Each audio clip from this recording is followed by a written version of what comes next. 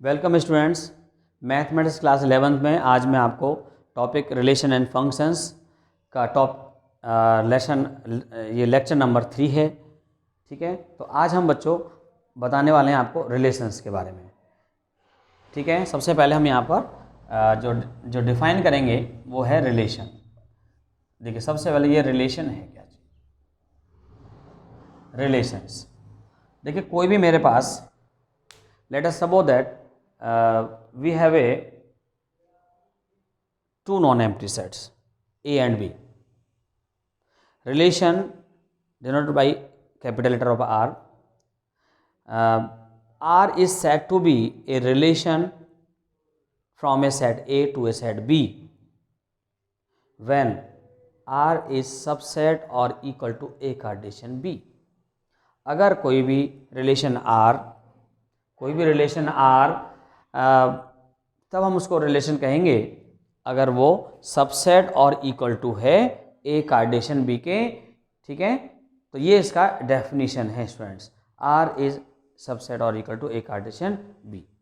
ठीक है, तो यहाँ पर इसको कह सकते हैं let A and B two non empty sets, then the relation R is said to be a relation from set A to B, then R is subset or equal to A Cartesian B. तो मैं इसको यहाँ पर definition के late, कई बार इसकी definition लिखवाने भी exam में आ जाती है।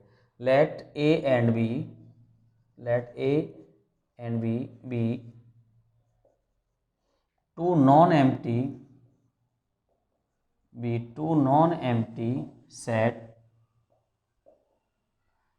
Empty sets, then R is said to be a relation, then R is said to be a relation from the set A to set B. R is said to be a relation from the set A to set B if R is subset or equals to A Cartesian B. ये होता है students, ये इसकी definition को हम यहाँ पर ऐसा कह सकते हैं। ठीक है स्टूडेंट्स, अब यहाँ पर देखिए, जैसे मैंने कोई भी सपोज कर लीजिए, मैंने लिखा यहाँ पर first one is A is related to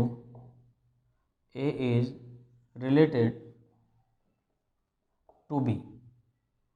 इसका मतलब ये हो गया student, A related to B, ऐसा लिखते हैं इसको हम, यानी ए का रिलेशन बी से है। या इसको हम ऐसा भी लिख सकते हैं, A B belongs to R. तीनों तरह से एक ही मतलब ऐसा। ठीक है, कैसा भी हम लिख सकते हैं इसको ऐसे। यहाँ पर अगर मान लीजिए कोई रिलेशन नहीं, अगर मान लो नहीं है relation, A is not related to B which implies A is not, ऐसे क्रॉस करना चाहते हैं यहाँ पर, नॉट रिलेटेड टू बी, या इसको हम कह सकते हैं A B not belongs to R, ऐसा भी इसको कहा जा सकता है। ठीक है स्टूडेंट, ये बेसिक बातें हैं, क्लियर हो गई आपको।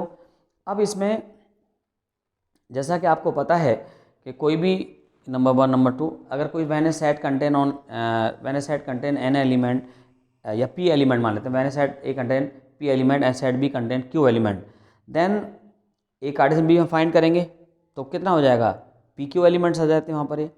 तो नंबर ऑफ रिलेशन जो बनते हैं, number of subsets of A Cartesian B, वो कितने आएंगे यहाँ पर, या नंबर ऑफ रिलेशन कह सकते हैं ए टू बी। वो कैसे होता है जरा देखेंगे इसको, मैं थोड़ा सा क्लियर कर दूँ आपको यहाँ पर। नंबर 3,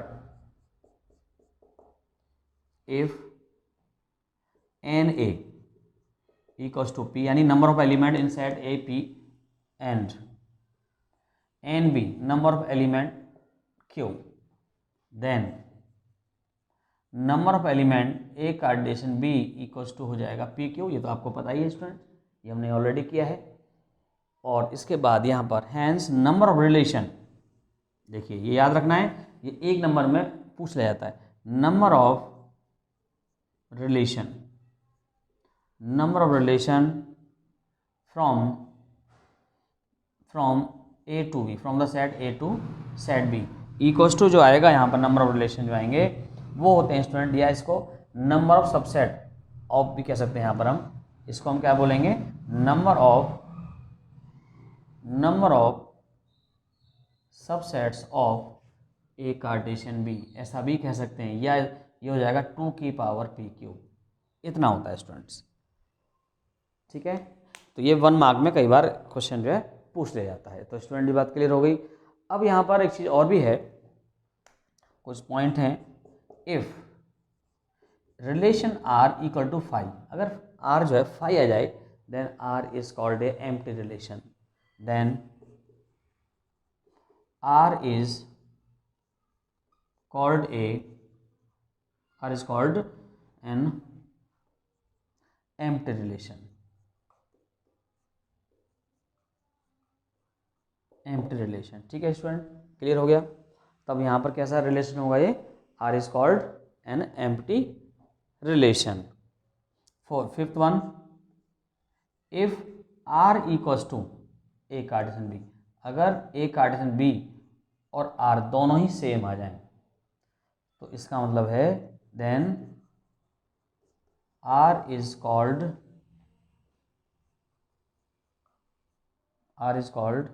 एन यूनिवर्सल रिलेशन, तब हम इसको यूनिवर्सल रिलेशन कहते हैं स्टूडेंट। तो ये मैंने इसके डेफिनेशन के साथ में ये कुछ बेसिक पॉइंट्स थे जो मैंने आपको लिखवा दिए। अगर आप इन्हें याद रखेंगे तो कोई भी यहाँ पर आगे दिक्कत नहीं आने वाली है। ठीक है स्टूडेंट्स, ये क्लियर हो गए होंगे सबको बढ़िया से। बढ़ते हैं आगे। ओके, तो ये रिलेशन के बारे में मैंने बताया। अब इसका देखिए, जो रिलेशन होता है स्टूडेंट, इसका हम फिर डोमेन और रेंज फाइंड करते हैं। इनका हम क्या फाइंड करेंगे स्टूडेंट, डोमेन एंड रेंज। अब है डोमेन, रेंज एंड कोडोमेन। अब हम इस टॉपिक पर आते हैं, बहुत ही इंपॉर्टेंट पार्ट है स्टूडेंट ये। और कैसे फाइंड करते हैं ज़रा देखेंगे। तो ये एनसीईआरटी एक्सरसाइज अगर हम देखेंगे तो कौन सा एक्सरसाइज आएगी, ये 2.2 एक्सरसाइज आएगी एनसीईआरटी से, 2.2 एक्सरसाइज। ओके स्टूडेंट, देखते हैं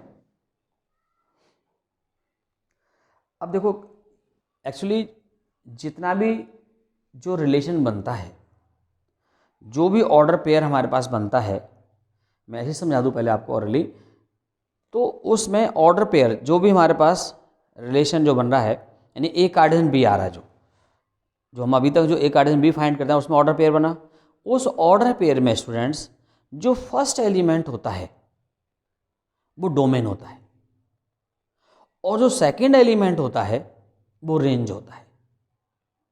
और जो क्योंकि रिलेशन सेट ए से सेट बी पर है, तो होल सेट बी जो होता है वो कोडोमेन होता है। बस इतनी सी बात है इसमें। ठीक है स्टूडेंट्स, बस इसको हम चाहें तो डिफाइन वैसे कर सकते हैं। तो मैं इसको बता दूं, जो समझाया मैंने वही है कि डोमेन, इसकी जो definition, let R be a relation from a non empty set A to a non empty set B, then the set of the all first element, जो मैंने बात बोली है देखो वही बात, then the set of the all first elements of the order pairs in the relation R is called domain of the relation.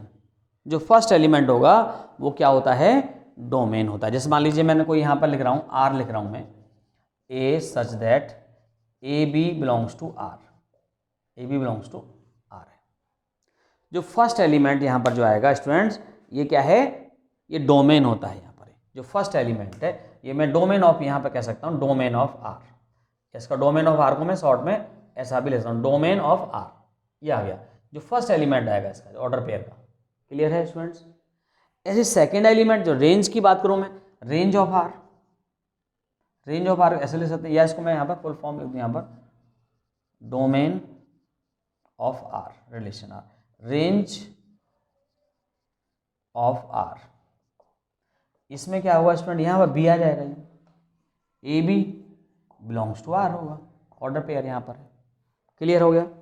तो second elements the set the all order pairs of the order pairs in the relation R is called the range of the relation, ठीक है। अब मैंने बोला set B जो, क्योंकि जो हम ये रिलेशन जो है R is a relation from the set A to set B, तो whole set B is called the codomain, clear है students, whole set B is called the codomain of the relation R. अब मैं question कराऊंगा तो और ज़्यादा clear हो जाएगा आपको स्टूडेंट्स, द डोमेन कोडोमेन और ये सब क्या होता है। मैं कुछ क्वेश्चन यहाँ पर ले लेता हूँ और फिर आपको ये पता चल जाएगा कि कौन सा कोडोमेन है और कौन सा, ठीक है students.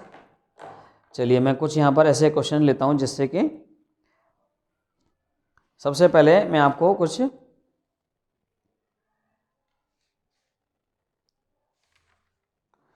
Okay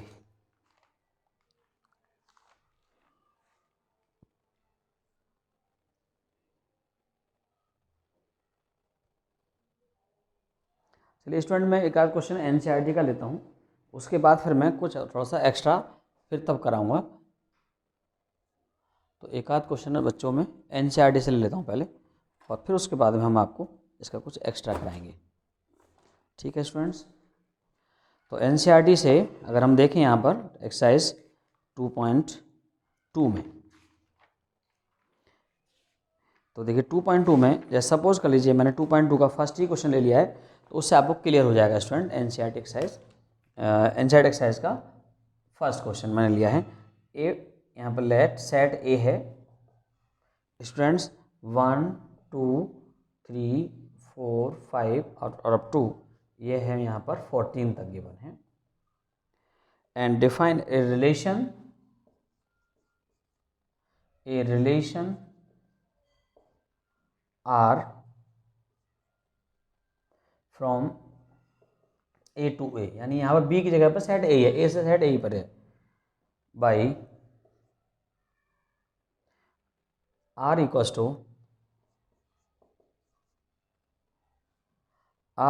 to students order pair आ गया x comma y such that, और देखिए यहाँ पर relation Y equals to 3x है for all x Y belongs to set A. तब आपने क्या करना है, write down the domain range and codomain. Students ये क्वेश्चन आपका एनसीईआरटी एक्सरसाइज 2.2 का फर्स्ट क्वेश्चन लिया है मैंने। तो सारे क्वेश्चन ऐसे ही हैं, कोई अलग डिफरेंट यहाँ पर क्वेश्चन नहीं है। मैं आपको अभी एनसीईआरटी के सारे क्वेश्चन करा दूंगा एक्सरसाइज के, ठीक है ना स्टूडेंट। तो अब देखो यहाँ पर, अब मुझे ये तो जो गिवन है सेट बिल्डर फॉर्म में गिवन है student, now we convert in roster form, okay according to this rule करते हैं। चलिए कन्वर्ट इसको स्टूडेंट, ये आ जाएगा देखिए आर इक्वल्स टू, अगर मैं यहाँ पर एक्स की वैल्यू को 1 लेता हूँ, ऑर्डर पे बनाना मुझे, एक्स की वैल्यू को मैंने 1 लिया तो वाई कितना आ जाएगा 3 आ जाएगा, एक ऑर्डर पे बन गया। अगर एक्स की वैल्यू को मैं 2 लेता हूँ तो वाई हो जाएगा 6, एक्स की वैल्यू को मैंने 3 लिया तो वाई कितना आ गया 4 आ गया, एक्स की वैल्यू को मैंने यहाँ पर 4 लिया तो वाई कितना आ जाएगा 12। अब मैं एक्स की वैल्यू को 5 लेता हूँ तो वाई आ जाएगा 15, जो इससे ज़्यादा चला जाएगा सेट ए से, तो मैं x की वैल्यू को 5 नहीं ले सकता कंडीशन के अकॉर्डिंग, चाहे सेट ए कितना भी दिया हो नहीं ले सकते। तो केवल हमारे पास जो इसका जो फॉर्म आएगा ये वाला आएगा बस, इससे फालतू कोई एलिमेंट हम यहाँ पर नहीं ले सकते, ठीक है स्टूडेंट्स, क्लियर हो गया यहाँ तक। अब मुझे निकालना है डोमेन, क्या निकालना है मुझे, डोमेन और रेंज। देखिए students hence domain of R, domain of R का ना रिलेशन आर। तो देखो फर्स्ट एलिमेंट, मैंने डेफिनेशन में क्या लिखा है आपको बताया अभी भी, फर्स्ट एलिमेंट डोमेन होता है ये वाला फर्स्ट एलिमेंट 1 2 3 4, 1 2 3 4 डोमेन आ गया। रेंज की बात करें देखो यहाँ पर and range of R, student range of R क्या सेकेंड एलिमेंट, देखिए 3 6 4 3 6 4, एक मिनट मैं ज़रा चेक कर लो जरा एक बार बच्चों, अगर मैंने यहाँ पर x की वैल्यू को देखो, मैंने यहाँ पे ना ये 3 रखूँगा अगर यहाँ पर मैं, तो ये 4 नहीं आएगा, यहाँ कितना आएगा 9 आएगा, ये गलती हो रही थोड़ी सी। अब ठीक है, ओके स्टूडेंट्स, 3 6 9, यहाँ पर 9 आएगा, 3 6 9 एंड दिस द 12। ये आपका डोमेन आ गया, रेंज आ गया। अब मुझे निकालना है कोडोमेन। कोडोमेन में क्या आएगा, देखो मैंने क्या बोला था, होल सेट बी, तो ए टू बी होता है, तो बी की जगह यहाँ ए है, यानी ये पूरा सेट हो जाएगा। तो कोडोमेन, देखिए कोडोमेन ऑफ आर, तो होल सेट ए आ गया, 1 2 3 4 एंड 5 डेड कहाँ तक आ गया स्टूडेंट, यहाँ तक। बट ये इस एक्सरसाइज में आपको सारे क्वेश्चन ऐसे ही करने हैं स्टूडेंट्स। सिंपल लगा होगा, आपको समझ में आ गया होगा सब बच्चों को एकदम बढ़िया से, ठीक है ना स्टूडेंट। तो ये कोई भी ऐसा कोई भी क्वेश्चन हम यहाँ पर कर सकते हैं। मैं अगर आप कहते हैं तो मैं कुछ क्वेश्चन और ले लेता हूँ, चलिए करते हैं इसको, इम्पॉर्टेंट एक्सरसाइज है इसका। चलिए मैं क्वेश्चन नंबर 2 ही ले रहा हूँ। क्वेश्चन नंबर 2 है एनसीईआरटी एक्सरसाइज। इसमें है स्टूडेंट्स, मुझे जो गिवन है कंडीशन, जो रिलेशन आर है, देखिए relation R is given that X Y such that x plus Y equals to 5, X plus Y equals to sorry y equal to X plus 5 है, y equals to X plus 5 and X Y belongs to, देखते हैं किसको belong करता है। और इसमें लिखा हुआ है x is a natural number less than 4, और x और y दोनों क्या है, नेचुरल नंबर है, यानी x is a natural number, x is a natural number less than 4 and X Y belongs to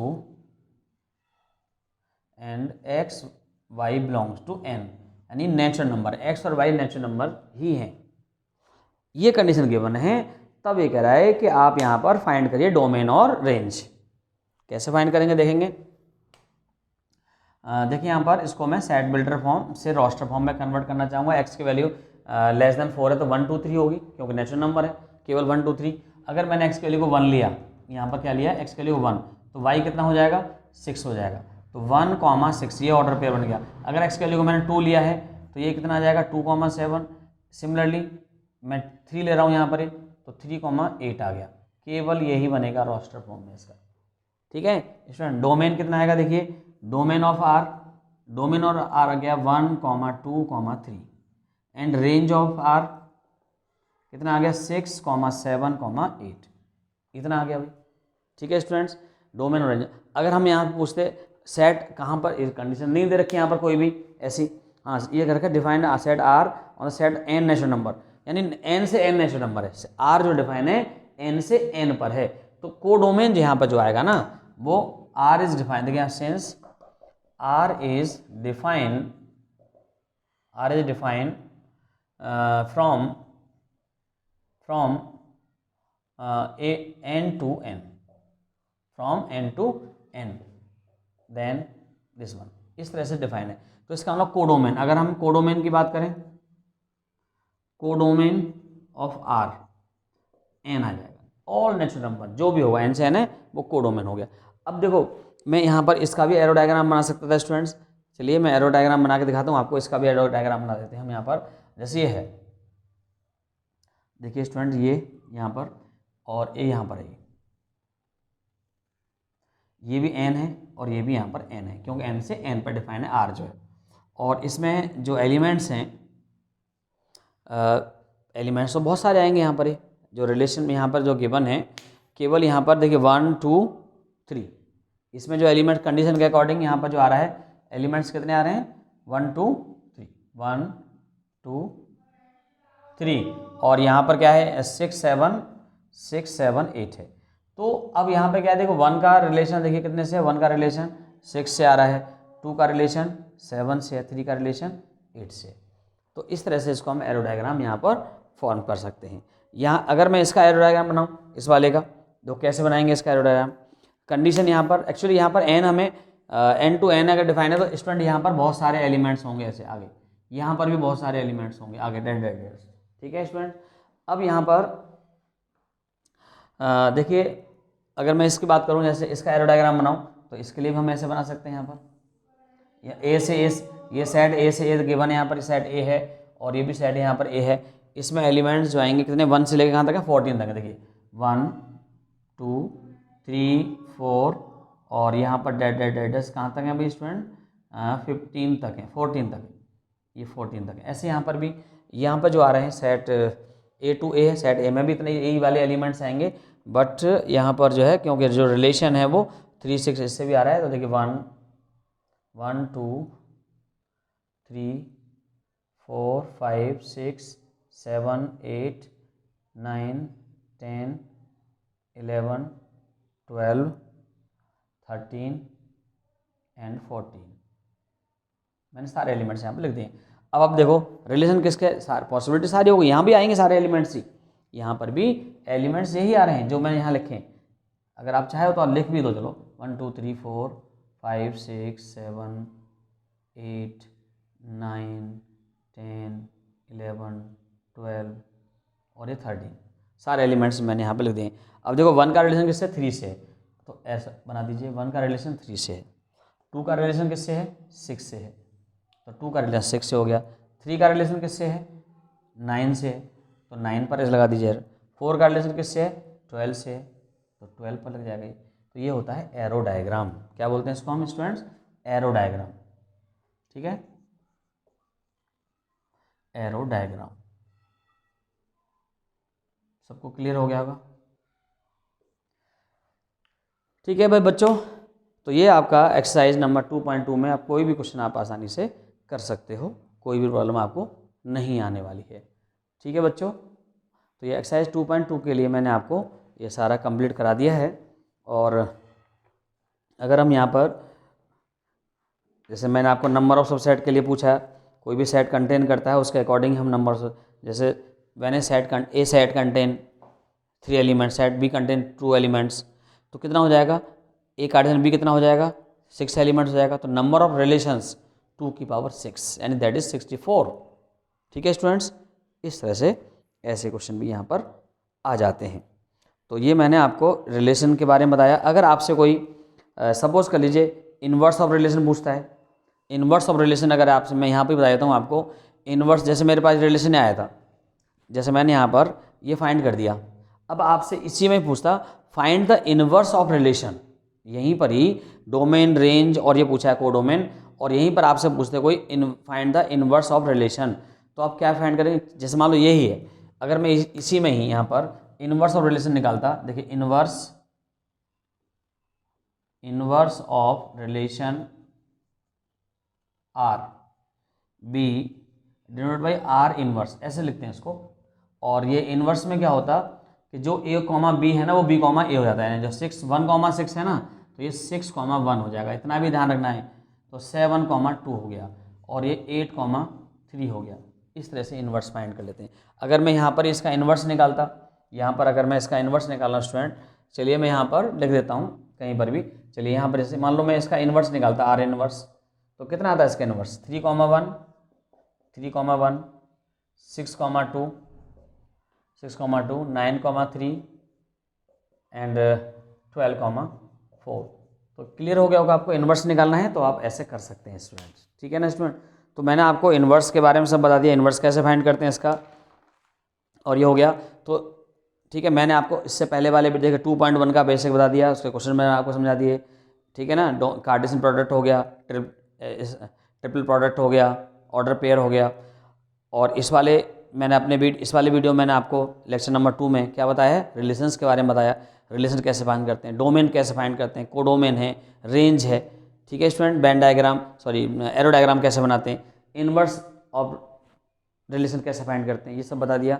मिलते हैं अपने अगले वीडियो में। आज के लिए बच्चों इतना ही। Thank you very much.